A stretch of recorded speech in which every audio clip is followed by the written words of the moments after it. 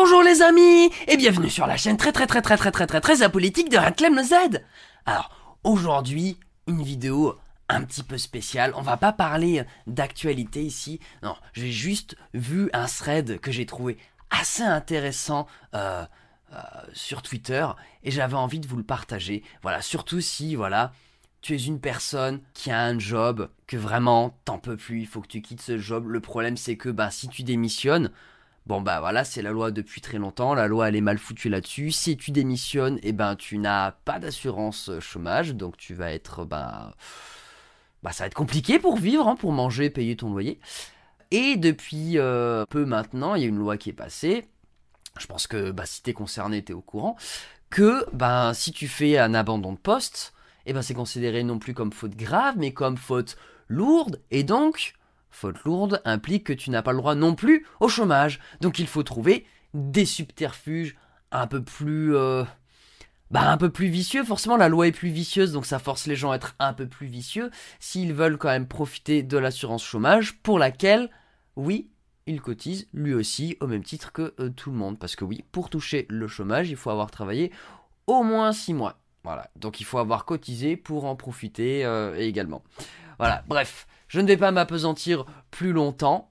On commence le thread juste après le générique. Top, c'est parti!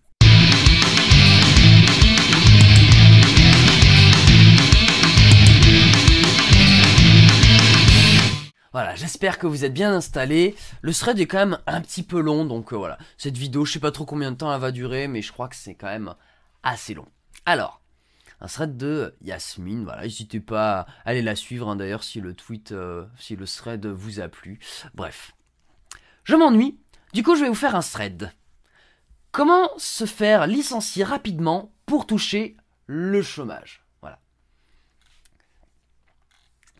Alors, déjà, sachez que je suis une experte. Je me suis faite licencier d'une dizaine de tafs. Et c'était toujours parce que j'ai décidé d'être licencié et je me sens archi pas coupable, on cotise pour le chômage, donc c'est mon dû, commencez pas à dire je gratte les aides, I do. Première chose, quand vous prévoyez de vous faire licencier, il faut penser qu'à soi, genre oubliez tout ce qui est bonne entente avec les collègues parce que parfois c'est un peu à leur détriment, mais bon parfois il faut être égoïste. Voilà, effectivement. Après, on verra un peu plus loin aussi que finalement, tu peux aussi avoir une forme de complicité avec certains collègues. Voilà, j'en dis pas plus, vous verrez, ça arrivera. Donc, ce qu'elle dit là, oui, mais plus tard, elle renuance un petit peu ce propos. Alors, au niveau présence, oubliez tout ce qui est abandon de poste. Souvent c'est inutile parce que quand vous êtes en abandon depuis longtemps, vous faites plus partie de l'effectif, ou vous êtes plus inclus dans les plannings ou les statistiques, du coup ils en ont rien à foutre. Voilà. Donc en plus vous n'obtiendrez pas le chômage aussi, hein, donc ça c'est ce que j'ai dit, je crois qu'elle le rappelle plus loin aussi. Et puis voilà, et puis ils peuvent aussi très bien choisir de vous mettre à pied. Quand vous êtes mis à pied, vous êtes juste pas payé. Et vous êtes quand même pas licencié, et puis eux ça perturbe pas leur activité, ils trouvent quelqu'un d'autre, et bref, ça vous met juste vous dans la merde, et puis vous obtenez rien du tout, et puis lui il s'en fout aussi. Voilà, ça, l'abandon de poste, ça marchait avant, ça ne marche plus aujourd'hui. J'ai vu des gens en abandon de poste à qui on a conservé des contrats pendant 8 mois juste pour les faire chier. Du coup, la clé, c'est de justement bouleverser leur programme. Et là, on va commencer les choses sérieuses, les trucs rigolos. Pour ça, ce qui va fonctionner le mieux, c'est de faire ses horaires à la carte. Vous venez à l'heure que vous voulez et vous partez quand vous voulez. Partir avant l'heure, ça demande grave du culot, mais au KLM, personne va faire un barrage humain pour vous empêcher de partir. Pas la peine de s'énerver. Soyez grave nonchalant, si on vous demande « Tu vas où ?» vous répondez « je rentre chez moi ?» comme si c'était normal. Faut surtout pas être dans la confrontation parce que sinon le chômage c'est mort. Et oui, vous risquez de tomber dans la faute lourde. Alors on verra un peu plus bas, elle détaille aussi justement ce à quoi on a droit selon les fautes. Mais voilà, ça peut tomber en faute lourde. Voilà, on y arrive. Il y a plusieurs types de licenciements. Licenciement à l'amiable, donc ça c'est le top du top. Arrangé avec le ou la RH. Vous avez votre solde tout compte, indemnité de licenciement et le chômage. Donc là, vraiment, c'est cerise sur le gâteau, c'est tout bénef. Sinon, il y a la faute grave. Vous avez juste le solde de tout compte et le chômage direct après. Et après, il y a la faute lourde. Voilà, pas de chômage, là, vous êtes à poil. Donc nous ici on vise la faute grave parce que le thread est là dans l'éventualité où on vous refuse le licenciement à l'amiable, ce qui arrive dans les 3/4 du temps, même si vous êtes le meilleur employé du monde. Oui, oui, oui, oui. Alors d'ailleurs je me demande si le licenciement à l'amiable, alors je sais pas si c'est la même chose que la rupture conventionnelle. Je pense pas que ça soit la même chose. Mais bon, bref, rupture conventionnelle, c'est pas toujours facile à obtenir non plus d'ailleurs. Ça dépend des boîtes aussi, de la politique de votre boîte. Hein. Bref. Je reprends. Du coup, en faisant vos horaires à la carte, vous allez impacter le bon fonctionnement de l'entreprise. Mais ils sont obligés de vous garder dans les plannings et les statistiques parce que vous êtes quand même là. Et au moins, vous êtes quand même payé pour les heures que vous faites. Ça risque d'impacter vos collègues. Mais dites-leur de tenir le coup de toute façon, ce sera déjà un bon élément pour vous faire virer. Also, n'hésitez pas à ébruiter le fait que vous cherchez à vous faire licencier auprès des collègues. Mais si un supérieur demande, vous niez en bloc. Oui, parce que bon, si lui il apprend que c'est ton objectif, eh ben il va faire comme si t'étais pas là, enfin il risque de faire ça ou quoi, d'adapter la charge en fonction d'eux, enfin bref. Clairement, c'est rentrer dans le jeu de qui va le plus se foutre de la gueule de qui, entre vous et l'entreprise. Et croyez en mon expérience, vous gagnerez toujours parce que l'entreprise a plus à perdre que vous dans l'histoire. Voilà. Maintenant, pour ce qui est de la charge de travail, pour le peu que vous venez, il faut fournir vraiment le minimum d'effort vital. Faut pas rien faire non plus, hein, mais faites clairement semblant de travailler de manière à ce que ça se voit quand même que vous faites semblant. Voilà, donc tu fais quand même un peu... Voilà. Ah, moi j'avais une amie par exemple qui me racontait en stage d'entreprise, d'ailleurs elle avait découvert que le stage en entreprise c'était un peu ça aussi, beaucoup de gens qui faisaient un peu semblant d'être débordés, c'était assez marrant. Et en gros elle avait pas grand chose à faire, mais du coup ce qu'elle a fait c'est qu'elle ouvrait des plans, et elle dézoomait sur les plans, voilà, pour faire genre, elle travaillait dessus.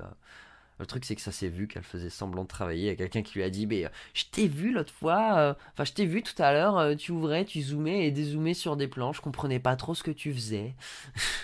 Voilà, bon, faire semblant de travailler mais montrer que ça se voit que tu fais semblant, ça c'est pas mal. Bon. Alors là ça s'adapte particulièrement au travail en bureau, c'est vrai que c'est une situation que je connais plus aussi. Voilà, après bon, je pense que c'est réadaptable à d'autres postes aussi, hein. Soyez imaginatif, voilà, soyez créatif.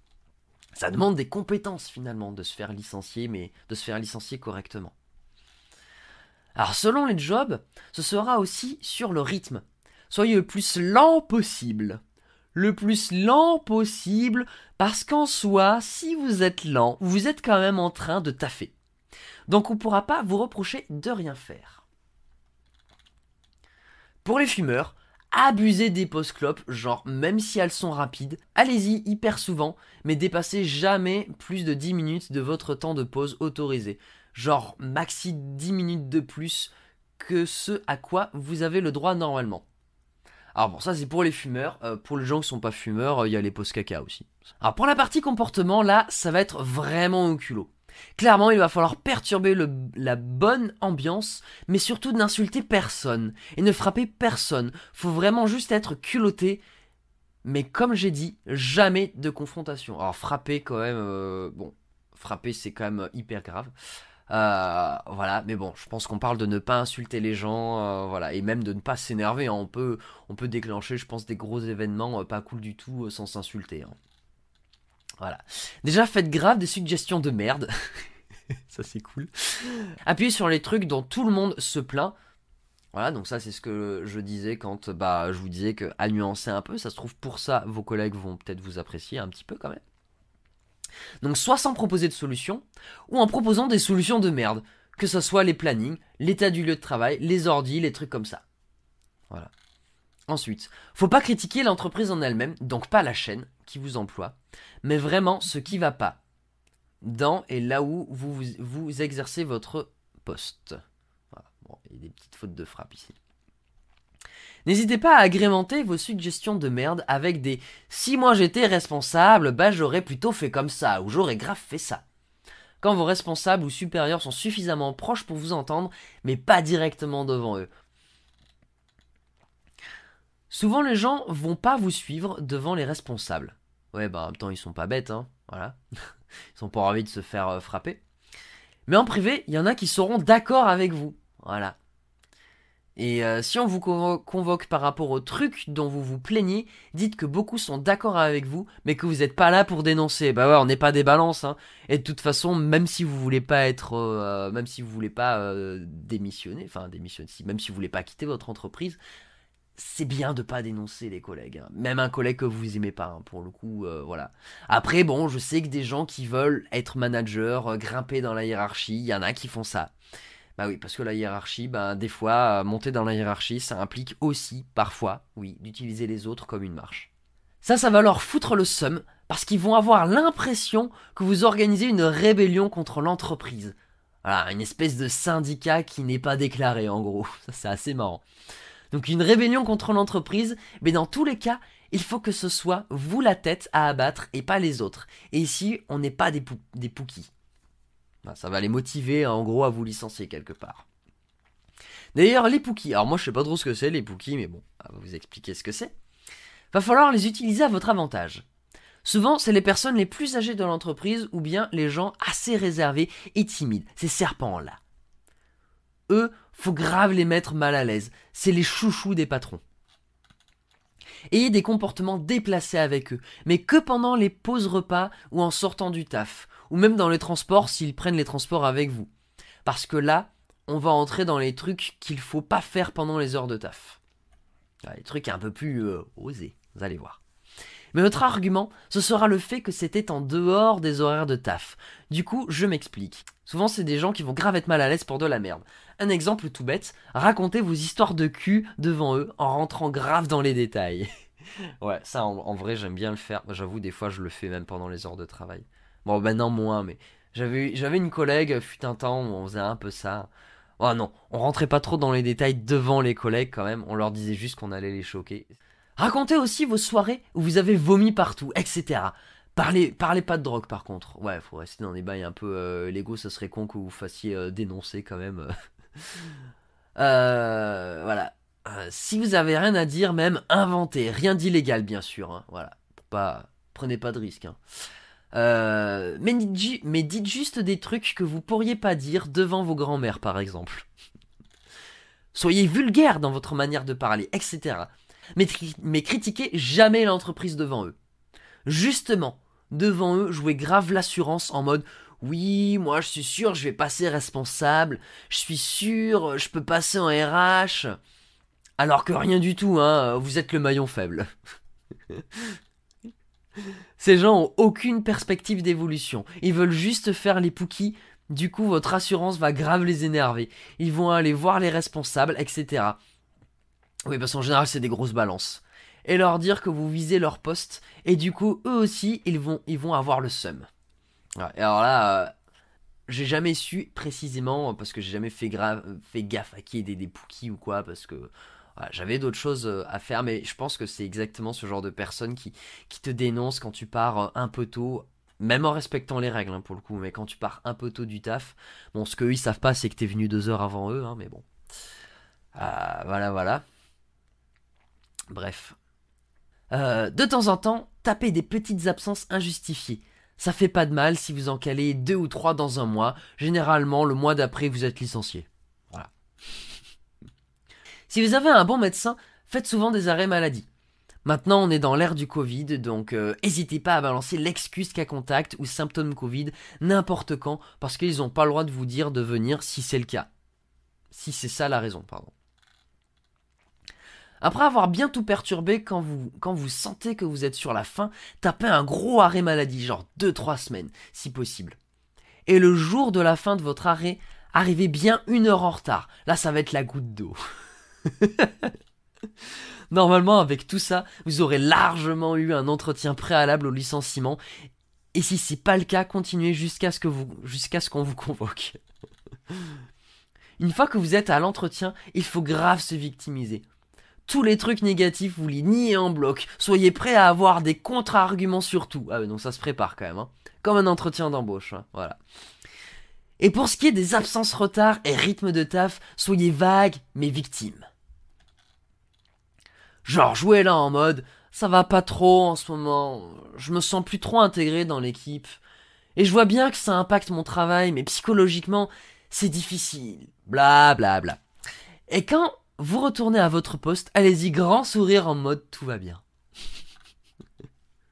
Là vous aurez gagné le jeu de qui se fout la gueule de qui. Ils vont tellement péter leur somme qu'ils vont vous licencier dans les 2-3 semaines qui suivent. Mais en même temps, vous aurez rien fait de suffisamment grave pour pas avoir le chômage. Voilà. Et c'est ça qui compte, c'est ça qu'on veut. C'est ça l'objectif. Ah, et pour ceux qui étaient déjà inscrits à Pôle emploi, quand vous trouvez un taf, continuez de vous actualiser en « Je souhaite rester inscrit à Pôle emploi », tout en leur déclarant vos revenus bien sûr. Mais c'est juste pour que le Pôle emploi se bouge plus vite. Parce que sinon, faut réouvrir un dossier, faire des entretiens, c'est grave chiant. Alors que si vous êtes déjà inscrit, c'est plus rapide. Si vous demandez pourquoi vous avez fait ça, vous dites c'est parce que on vous menaçait régulièrement de vous licencier, du coup sécurité. Voilà. Voilà, je pense que c'est à peu près tout. Vous avez les bases maintenant, c'est à vous d'assurer avec ça. Et surtout, comme j'ai dit, jamais de violence, que de la condescendance. À la fin, tout le monde va s'en remettre, vos patrons comme vos collègues, et au moins vos collègues auront l'exemple à suivre s'ils décident de vouloir partir, donc c'est tout bénef. Eh oui, vous inspirez. Voilà, soyez inspirants. Soyez, qu'est-ce qu'il disait déjà Gandhi? Soyez acteur du monde que vous voulez voir. Voilà. Donnez l'exemple. Profitez-en avant que Macron il nous retire le chômage. Ouais, ça pourrait bien arriver. Quand on cotise, on récupère, c'est le jeu. Moi, ça m'est pas encore arrivé, j'avoue. Et voilà, je note. Beaucoup de gens me disent de vous rajouter un détail important. J'avoue, j'aurais dû y penser, mais effectivement, faut travailler au moins 6 mois pour le chômage. Voilà, ça je crois que je l'ai dit au début. Mais bon, en faisant le thread, je me suis dit, faut au moins être à 6 mois pour en arriver à faire tout ça pour se faire tège. Il peut y avoir des tas de cas où c'est utile. Voilà, ça te permet de pas être sur la paille, de pouvoir t'en remettre un peu avant de trouver à nouveau du taf. Voilà, parce que chercher du taf pendant que tu bosses, c'est pas évident. Ah, parce que forcément, si vous êtes en période d'essai, vous êtes viré avec juste 2% du thread. Eh bah oui, parce qu'il n'y a pas besoin de préavis ou quoi, justement, ils vous connaissent pas encore, ils savent pas de quoi vous êtes capable, parce que si vous êtes un bon élément, voilà, ils vont moins avoir envie de se séparer de vous. Moi, j'ai même connu des gens qui étaient très très très compétents et qui voulaient partir à l'étranger, voilà, en restant dans la boîte, mais l'agence a tout fait pour les empêcher de partir parce que ils rapportaient de l'argent. Voilà. Donc voilà, la boîte, surtout si vous êtes un bon élément, va pas avoir envie de vous licencier de suite. C'est pour ça il faut faire des efforts pour ça se travaille. Voilà. Donc voilà, mais si vous êtes en période d'essai, ils vous connaissent pas, ils sont en période de recrutement, donc OSEF, voilà, avec 2% de ça, voilà, vous faites dégager. Hein. Et aussi, moi je donne toutes les techniques dans l'éventualité où votre patron est grave résistant, mais c'est fort probable qu'on vous vire avant de tout faire. Bon, j'espère que vous avez aimé ces conseils, n'hésitez pas à les appliquer si vous êtes dans le besoin, voilà, si ça peut vous rendre service dans la vie, hein, n'oubliez pas, on n'a qu'une vie. Ça serait dommage de la gâcher dans un burn-out. Je pense que c'est plutôt une bonne conclusion. Voilà, n'hésitez pas à liker, commenter, partager et à mettre la cloche. Vous abonner aussi. Voilà, pour mettre la cloche, il faut s'abonner. Donc abonnez-vous, hein, abonnez-vous. Voilà, cette vidéo est déjà beaucoup trop longue, donc je vais devoir l'arrêter. Je vous fais des bisous à tous et des câlins si consentis. Ciao, bye bye, à la prochaine.